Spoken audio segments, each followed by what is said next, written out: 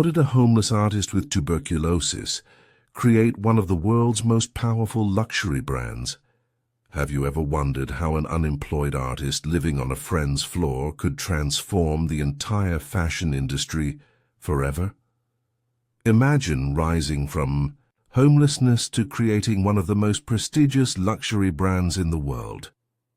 This isn't fiction, it's the extraordinary journey of Christian Dior. From extreme wealth to desperate poverty and back to unprecedented success, his life story reads like a novel filled with dramatic twists and turns that shaped fashion history forever. Hello fashionistas and English learners.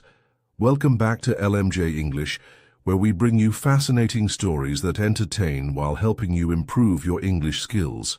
I'm thrilled to share with you today the remarkable tale of Christian Dior, the man who revolutionized post-war fashion and created an enduring legacy that continues to influence our world today. Before we dive into this incredible story, don't forget to hit that subscribe button and turn on notifications so you never miss our weekly English learning adventures. Join our growing community of language enthusiasts who learn English through captivating real-life stories. From privilege to poverty, the early years of Christian Dior. Christian Dior's story begins on January 21, 1905, in the picturesque coastal town of Granville, France. Born into a wealthy family, young Christian enjoyed a privileged childhood surrounded by comfort and beauty. His father, Alexandre Dior, owned a highly successful fertilizer manufacturing business that provided the family with a luxurious lifestyle. As the second of 5 children, Christian grew up in an environment where financial concerns seemed distant and irrelevant. When the family moved to Paris, the vibrant cultural scene of the French capital sparked Christian's creative imagination. Unlike his siblings, he developed an early fascination with anything sparkly, decorative, or beautiful. He possessed a particular affinity for flowers and gardens, a passion that would later influence his design aesthetic. However, Christian's artistic inclinations clashed dramatically with his father's pragmatic expectations. While the young Dior dreamed of becoming an architect or artist, his father insisted on a more respectable career path. Alexandre Dior simply could not imagine how artistic pursuits could provide a stable future for his son.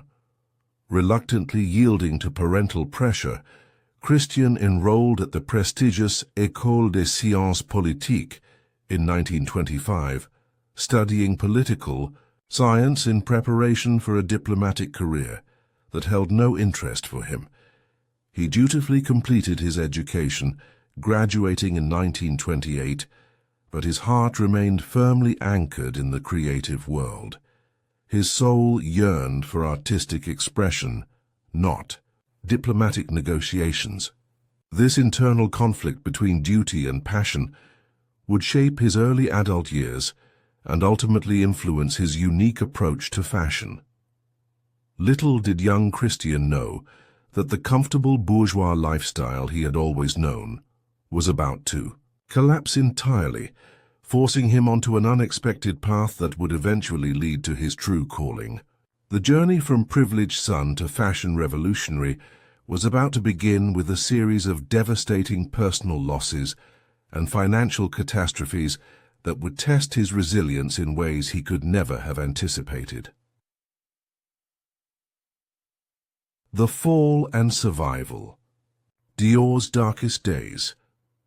The year 1931 marked the beginning of a catastrophic period in Christian Dior's life. Shortly after establishing his small art gallery with his father's financial backing, tragedy struck from multiple directions. His beloved mother and elder brother both passed away, leaving the family shattered by grief. Simultaneously, the Great Depression ravaged the global economy, and his father's once thriving fertilizer business collapsed completely. The family fortune vanished seemingly overnight, and Christian's fledgling art gallery became unsustainable. Forced to close his gallery, Dior suddenly found himself in dire financial straits. The young man who had grown up in luxury now faced the harsh reality of true poverty. He lost his apartment and was reduced to sleeping on friends' floors, moving from one temporary shelter to another. His diet became inadequate, his living conditions squalid. The physical toll of this lifestyle soon caught up with him, and he contracted tuberculosis, a potentially fatal disease that required a full year of recovery. During these bleak years, Dior's resilience was tested to its limits. Yet somehow, he maintained his dignity and creative vision. When his health finally improved, he found innovative ways to survive financially. He began selling fashion sketches to newspapers and design houses for the equivalent of about 10 cents each. These simple drawings represented more than mere income. They were the first expressions of his unique aesthetic vision, created under the most challenging circumstances imaginable. Despite the hardships, Dior later reflected that this period of extreme adversity had shaped his creative perspective in fundamental ways. It taught him to value beauty as an essential form of resilience, a philosophy that would later inform his revolutionary approach to post-war fashion. What seemed like a devastating detour would ultimately become a formative experience that prepared him to transform the industry with his distinctive vision of elegance and femininity. Finding his place in fashion, the apprentice years. Christian Dior's gradual entry into the fashion world began as a simple matter of survival, but it quickly evolved into something much more meaningful. His talent for fashion sketching caught the attention of industry professionals, and soon he received an offer to work as a design assistant for the Swiss-born Parisian couturier Robert Piguet. This opportunity marked Dior's first serious foray into the fashion industry, providing him with invaluable experience and mentorship. Working under Piguet, Dior absorbed crucial principles of design that would later become hallmarks of his own aesthetic. Robert Piguet taught me the virtues of simplicity, through which true elegance must come, Dior later reflected. This fundamental understanding, that elegance emanates from simplicity rather than ostentation, became a cornerstone of his design philosophy. Though his later work would be known for its opulence, it always retained an underlying architectural simplicity in its structure. The outbreak of World War II temporarily interrupted Dior's budding fashion career when he was drafted for military service. While accounts vary regarding his specific role during the war, he eventually returned to Paris before the conflict ended and secured a position at the fashion house of Lucien Lelong. There, Dior worked alongside another future fashion legend, Pierre Balmain. The wartime fashion industry operated under severe restrictions, with fabric rationing and practical considerations dominating design. Ironically, these limitations would later inspire Dior to create the exact opposite aesthetic once the war ended. Throughout these apprentice years, Dior quietly observed, learned, and formulated his own ideas about fashion's future. He witnessed firsthand how the war had transformed women's clothing into utilitarian androgynous styles born of necessity rather than desire. Deep inside, he began to envision a post-war style revolution that would reintroduce luxury, femininity, and romance to a world starved for beauty. His years of struggle and apprenticeship were coming to an end, preparing him for the momentous breakthrough that would soon transform both his life and the entire fashion landscape. The birth of a fashion empire, the House of Dior. When World War II finally ended, Europe was eager to leave behind the years of austerity and deprivation. This collective yearning for renewal created the perfect environment for Christian Dior's vision to flourish. His pivotal opportunity arrived when textile millionaire Marcel Boussac sought to revitalize an existing fashion house. During their meeting, Dior boldly declined Boussac's initial offer to revive another designer's label. Instead, he proposed something far more ambitious, launching an entirely new haute couture house under his own name. Impressed by Dior's confidence and creative vision, Boussac agreed to finance this daring venture. With substantial financial backing, the 41-year-old Dior opened his eponymous boutique at 30 Avenue Montaigne in Paris on December 16, 1946. The timing was perfect. The war had ended, optimism was returning, and the fashion world was ready for something revolutionary. Dior worked feverishly to prepare his first collection, channeling decades of pent-up creativity into designs that would represent the antithesis of wartime practicality. Just 2 months after establishing his fashion house, Dior unveiled his first collection on February 12, 1947. Named Corolla, the collection featured an entirely new silhouette, nipped-in waists, bust-enhancing bodices, padded hips, and voluminous skirts that used an astonishing amount of fabric, up to 20 yards per dress. The editor-in-chief of Harper's Bazaar, Carmel Snow, immediately christened it the New Look, and the name stuck. The reaction was explosive.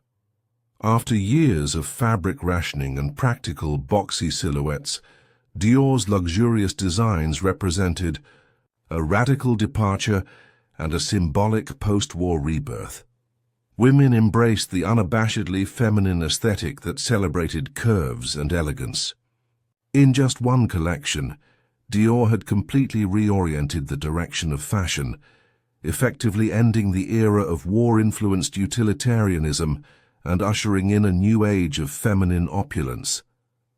The House of Dior had not merely been born, it had arrived with a revolutionary declaration that would echo through fashion history for decades to come: global expansion and building a luxury empire. The phenomenal success of Dior's new look catapulted him from fashion newcomer to international celebrity practically overnight. Sensing the global potential of his brand, Dior wasted no time in expanding beyond the borders of France. Just 1 year after launching his Parisian boutique, he established a presence in New York City, becoming one of the first French couturiers to recognize and capitalize on the American market's vast potential. This bold international move set a precedent that other luxury fashion houses would later follow. Understanding that a truly great fashion house must extend beyond clothing alone, Dior systematically built a complete luxury lifestyle brand. In 1947, he launched his first perfume, Miss Dior, named as a tribute to his beloved sister Catherine. This fragrance represented more than just a product extension. It allowed women who couldn't afford his haute couture to experience the Dior brand. Following the perfume's success, he expanded into accessories, licensing the Dior name for gloves, jewelry, stockings, and other items that completed the total Dior look. By the mid-1950s, Christian Dior had transformed from a single couture house into a global fashion empire that dressed the world's most elegant women. Hollywood stars, European royalty, and fashion-forward women everywhere clamored for his designs. Each new collection further cemented his reputation for innovation while maintaining his signature aesthetic, though other designers might vacillate. With trends, Dior maintained a consistent vision of femininity and elegance that became instantly recognizable worldwide. Perhaps most remarkably, Dior accomplished this extraordinary global expansion in less than a decade. His business acumen matched his creative genius, allowing him to build a fashion conglomerate that forever changed how luxury brands operated. He pioneered the concept of brand licensing, creating a template for fashion businesses that generated revenue through careful brand extensions while maintaining exclusivity.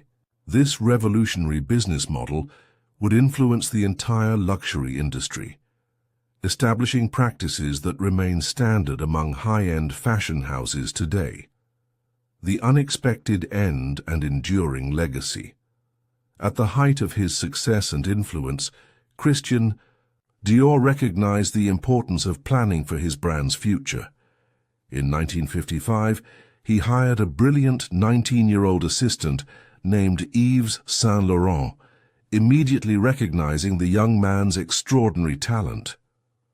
Dior took Saint Laurent under his wing, mentoring him and grooming him as a potential successor. This foresight proved providential, as no one could have predicted how soon that succession would become necessary. In October 1957, Dior traveled to the Italian spa town of Montecatini for a relaxing vacation.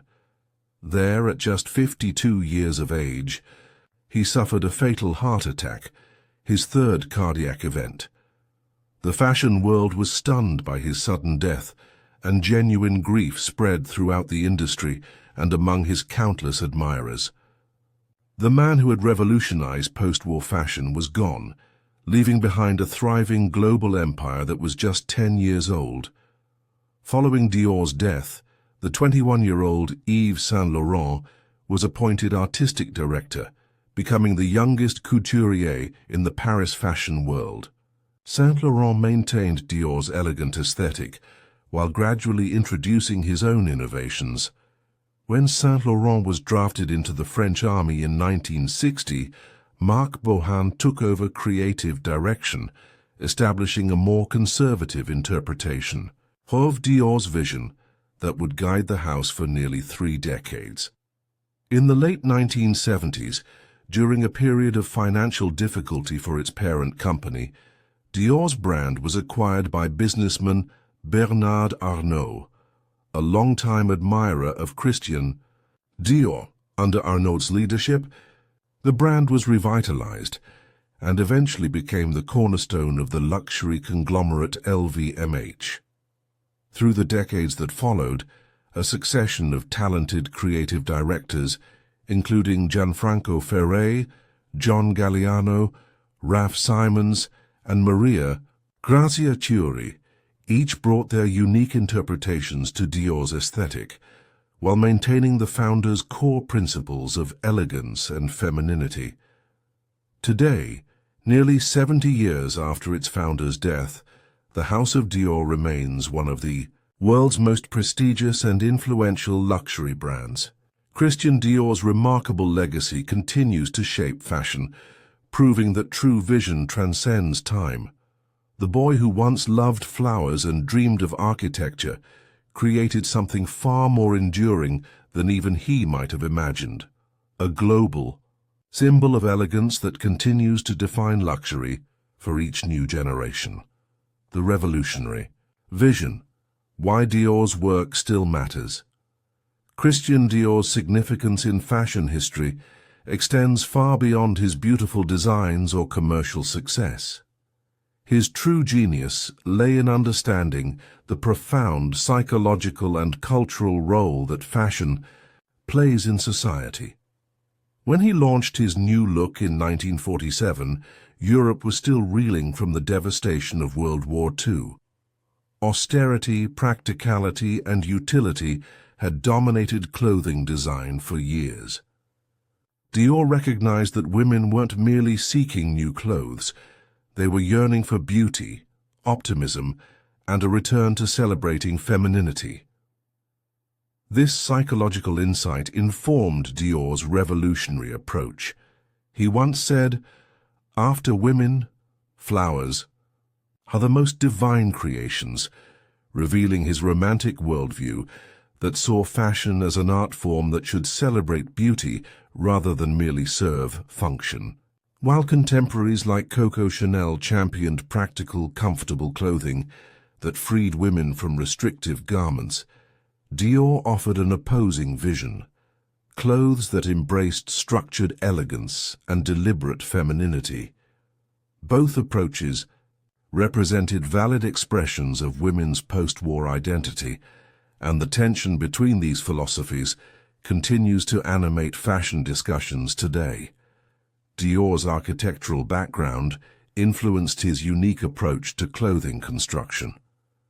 He viewed dresses as structures with foundations, creating what he called flower women, with emphasized busts, waists, and hips. This architectural precision meant his garments, though elaborate, possessed a fundamental harmony and balance that made them instantly recognizable. Unlike purely decorative designs, Dior's creations followed clear principles of proportion and structure that have influenced generations of designers. Beyond aesthetics, Dior revolutionized the business of fashion itself. He pioneered the modern luxury business model by diversifying into perfumes, accessories, and licensed products, while maintaining the haute couture house as the creative center and prestige builder. This vertically integrated approach transformed how luxury brands operate, creating a template still followed by virtually every major fashion house today. His understanding that a fashion house could become a complete lifestyle brand rather than simply a clothing maker represented a paradigm shift in the industry. What makes Dior's vision particularly enduring is how it has remained relevant through decades of social change. Even during periods when fashion trended toward minimalism or androgyny, elements of Dior's romantic femininity have remained influential. His work demonstrated that beauty and artistic expression are not frivolous concerns, but essential aspects of culture that help define each era. In creating clothes that celebrated the return of beauty after war, Dior proved that fashion at its best doesn't merely reflect society, it helps heal and transform it. The Dior philosophy, beauty as necessity, not luxury. At the heart of Christian Dior's revolutionary approach to fashion lay a profound philosophical belief. Beauty is not a superficial indulgence, but a vital necessity for human well-being. This conviction was deeply personal, forged during his years of hardship and deprivation. Having experienced both extreme privilege and devastating poverty, Dior understood that beauty serves as a form of spiritual nourishment, especially during difficult times. In a machine age, he once wrote, dressmaking is one of the last refugees of the human, the personal, the inimitable. This philosophy manifested in Dior's meticulous attention to detail, not just in what was visible on the outside of a garment, but in its inner construction. He insisted that the inside of a dress should be as beautifully crafted as the exterior, even though no one but the wearer would see it. This commitment to hidden perfection reflected his belief that true quality emanates from within. His seamstresses were instructed to sew with the same precision, whether creating a dress for a princess or an unknown client, because the integrity of the work itself mattered more than its destination. Dior's approach to design was holistic and immersive. He considered not just the appearance of a dress in isolation, but how it would move with a woman's body, how it would make her feel, and how it would complement her natural beauty. A dress is a piece of ephemeral architecture, he explained, designed to enhance the proportions of the female body. This architectural perspective explains the structural precision of his work, the careful balancing of volume and line, the strategic placement of seams and darts, the thoughtful manipulation of fabric to create specific effects. Unlike many of his contemporaries who chased fleeting trends, Dior sought timelessness. He drew inspiration from historical fashions, but reinterpreted them for modern women. His color palettes, often featuring his signature combinations like gray with pink or navy with white, were chosen for their harmony and balance rather than shock value. Even his most dramatic designs possessed an inherent classical elegance that transcended seasonal fads. "Zest is the secret of all beauty," he observed. "There is no beauty that is attractive without zest." Perhaps most importantly, Dior's philosophy embodied a profound optimism that fashion could contribute to healing a wounded world. By creating beauty after the bleakness of war, he offered women not just clothing, but hope, a tangible reminder that civilization, culture, and artistry had survived. In this sense, his work was never frivolous, but deeply humanistic, affirming life's potential for renewal and transformation even after the darkest chapters. The Dior philosophy ultimately was about more than fashion. It was about reclaiming joy and dignity through the deliberate celebration of beauty in everyday life. And there you have it, friends, the extraordinary journey of Christian Dior. From privileged son to homeless artist to fashion revolutionary. His story reminds us that true vision can survive even the darkest circumstances, and that sometimes our greatest setbacks prepare us for our most remarkable achievements. Dior transformed not just fashion, but our entire concept of luxury and beauty in the modern world. If you enjoyed learning about Christian Dior's remarkable life while improving your English, please give this video a thumbs up and share it with fellow language learners who appreciate inspiring stories. We'd love to hear your thoughts in the comments below. Was there something about Dior's story that particularly resonated with you? Perhaps you have questions about some of the fashion terminology we covered? Don't forget to subscribe to LMJ English for more fascinating stories that help you learn English through real-life histories of extraordinary people. Click that notification bell so you'll know immediately when our next story drops. Thank you so much for joining us today. Until next time, keep learning, keep growing, and remember that like Christian Dior, you too can transform challenges into opportunities for greatness. See you in our next English adventure. Key vocabulary: visionary, noun. A person with original ideas about what the future will or could be like. Example: Christian Dior was a true visionary who could see the future of fashion beyond wartime austerity. Revolutionize, verb, to change something completely and fundamentally. Example: Dior's new look revolutionized post-war fashion with its dramatic feminine silhouette. Empire, noun. A large commercial organization owned or controlled by one person or group. Example: in just 10 years, Dior built a fashion empire that spanned continents. Bourgeois, adjective, characteristic of the middle class, typically with reference to its perceived materialistic values. Example: Dior grew up in a comfortable, bourgeois family before experiencing extreme poverty. Resilience, noun. The capacity to recover quickly from difficulties.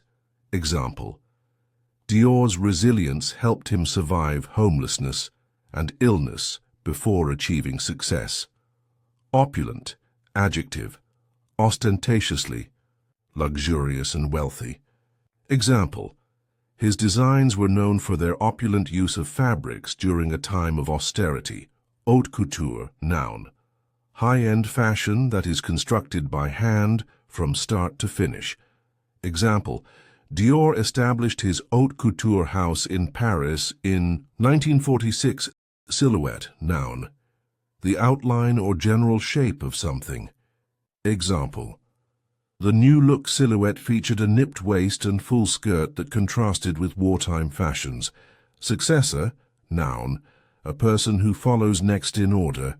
Example: Yves Saint Laurent became Dior's successor after his unexpected death. Legacy. Tells you something handed down from a predecessor. Example: Dior's legacy continues to influence fashion designers around the world. Aesthetics, noun, a set of principles concerned with the nature and appreciation of beauty. Example, Dior's aesthetics were influenced by his love of architecture and flowers. Pragmatic, adjective, dealing with things sensibly and realistically. Example, Dior rejected the pragmatic fashion trends of wartime in favor of beauty and luxury. Conglomerate, noun, a corporation consisting of several different companies that have merged. Example, today, Dior is part of the luxury conglomerate LVMH. Androgynous, adjective, partly male and partly female in appearance, not clearly masculine or feminine. Example, Chanel promoted androgynous styles, while Dior celebrated feminine curves. Mentorship, noun, the guidance provided by a mentor, especially an experienced person in a company or educational institution. Example, Dior's mentorship prepared Yves Saint Laurent to eventually lead the fashion house. Femininity, noun, qualities or attributes regarded as characteristic of women. Example, Dior's designs celebrated femininity after years of practical, masculine wartime clothing. Epitome, noun, a person or thing that is a perfect example of a particular quality or type. Example, the House of Dior became the epitome of luxury fashion. Paradigm shift, noun, a fundamental change in approach or underlying assumptions. Example, Dior created a paradigm shift in how fashion brands operated as businesses. Unprecedented, adjective, never done or known before. Example, Dior achieved unprecedented success in a remarkably short time. Architectural, adjective, relating to the art or practice of designing and constructing buildings. Example, Dior applied architectural principles to fashion design, creating structured garments with clear proportions.